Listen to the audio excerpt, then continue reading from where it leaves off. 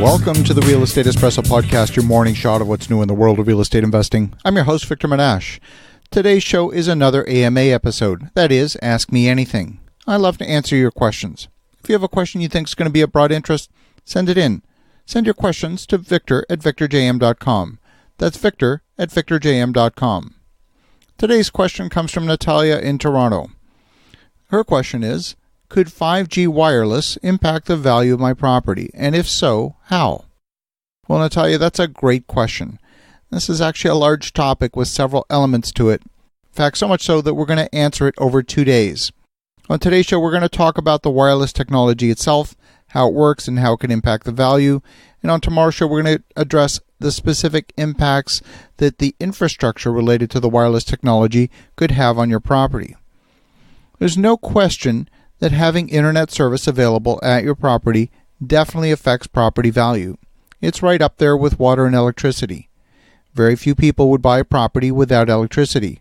The cost to add it is high, and very few people want to install and maintain their own diesel generator.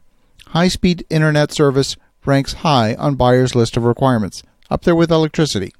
Traditionally, high-speed internet service has relied on wired service to your home, and more recently, optical fiber.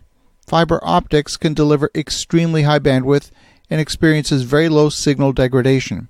It's not subject to interference, and you can easily have a fiber cable of 60 miles or 100 kilometers without needing a repeater. It's very flexible, and it's just the best technology out there by far.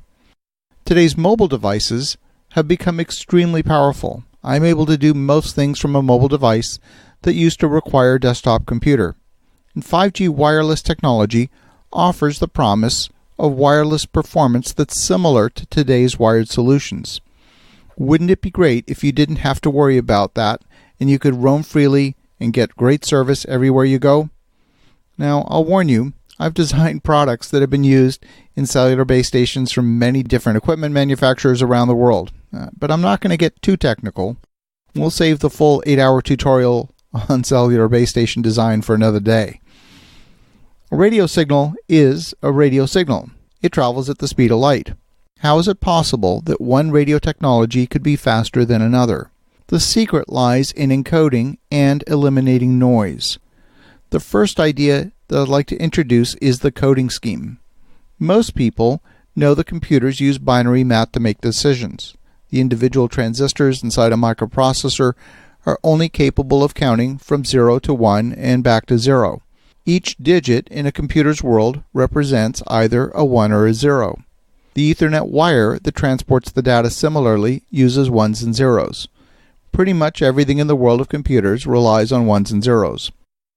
But in the world of wireless, where we have limited spectrum available, the key is to pack more information into that same airspace. As an analogy, we as humans rely on much more complex coding schemes.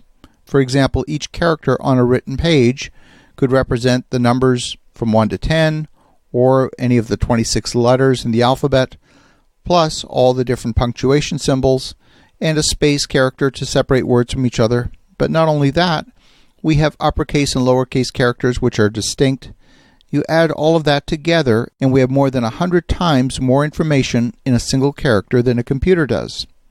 Now, each new generation of wireless technology has introduced a more complex coding scheme in order to pack more information into the same airspace. That's idea number one. It's simply a more complex coding in order to get more data in the same airspace. But the airspace is a noisy environment, and the ability to have so many simultaneous conversations is a function of the signal-to-noise ratio. This is the difference between two people having a conversation in a quiet room and a crowded cocktail party. In order to have a meaningful conversation at a cocktail party, people need to stand close together and speak very loudly.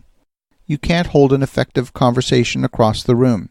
There's simply too much interference from the other conversations around you for you to be understood. And in technical terms, we call that the signal-to-noise ratio. In order to achieve the benchmark performance, the cellular towers in the 5G world will need to be spaced much closer together than in today's 3G and 4G technologies. The number of cell towers will need to approximately double compared with today. In fact, you're going to need to be pretty close to the cell tower, somewhere between 800 to 1,000 feet.